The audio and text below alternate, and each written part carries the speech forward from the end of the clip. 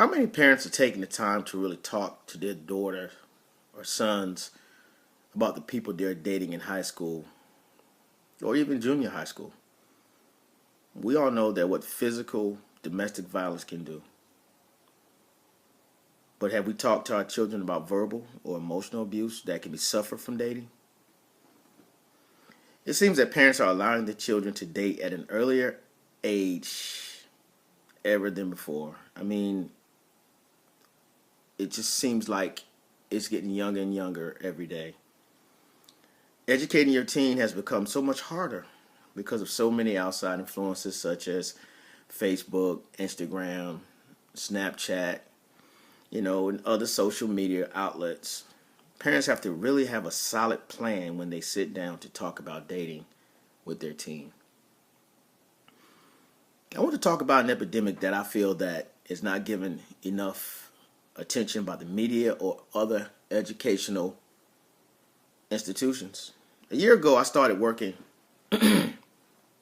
with a group called PATDV, Parents Against Teen Domestic Violence. I participated in a workshop of about 400 high school students. There were many guests, some famous, that came and talked to the students on this subject. I just want to point out a few numbers that I think you will find very disturbing. There's 1.5 million high school students nationwide experience physical abuse from a dating partner in a single year. That's 1.5 million in one single year. 1 in 3 adolescents in the U.S. is a victim of physical, sexual, emotional, or verbal abuse from a dating partner, a figure that far exceeds the national average. And it's also much higher than any other youth violence. 1 in 10 high school students has been purposely slapped or physically hurt by a boyfriend or a girlfriend. We see that girls and young women between the ages of 16 and 24 experience the highest rate of intimate partner violence, almost triples the national average. 94% of victims of intimate partner violence among females are between the ages of 16 and 19. That's an amazing number. Violent behavior typically begins between the ages of 12 and 18. 12 years old. These numbers are mind-blowing. Violence of any type is awful. But these are the most impressionable years of teens. I feel that the media and a lot of music makes this type of behavior acceptable to some of our teens.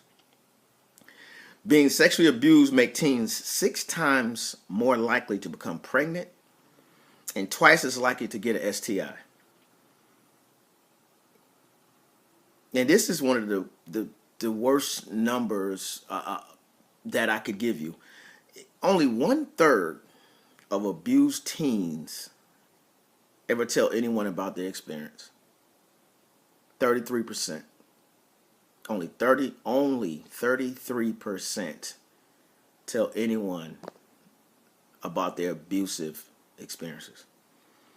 This is a number that has to be raised. And the only way I see that can be done is with education and awareness.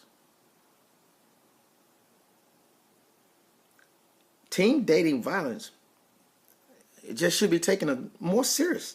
I really don't know why it's not. I believe that most adults look at teen dating as a fling, or we tell our children, you date this person today. Well, you have another person tomorrow. That's just how it is. You're young, you got time. It's no big deal, and these and these type of things.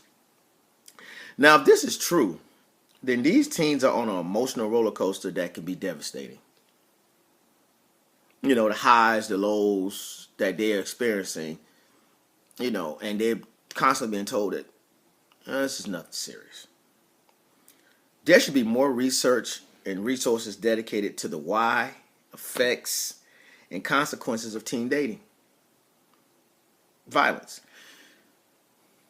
Communication and the inability to control emotions such as anger and jealousy are two of the reasons why teen dating violence occur.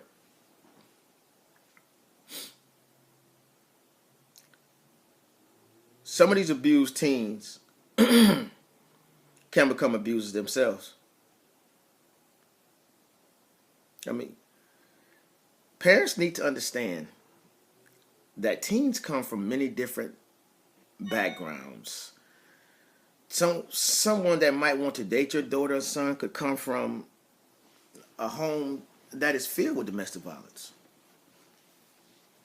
We have to go back to going and visiting these homes and the parents of the teen that want to date our daughters or sons. We have to make our teens comfortable about talking to us about problems that they might be experiencing while dating. We have to be diligent so that these patterns can be broken. We don't want our teen to be abused, and we don't want our teen to be an abuser.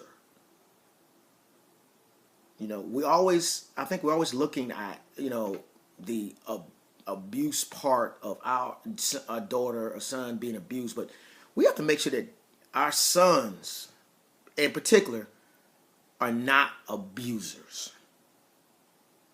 Remember, we're the first line of defense when it comes to protecting our teens. We can't be everywhere with them, so we have to be confident that they are well equipped. Our teens must be able to recognize not just physical abuse, but also be able to recognize when they are being verbally or emotionally abused. Thank you for your time.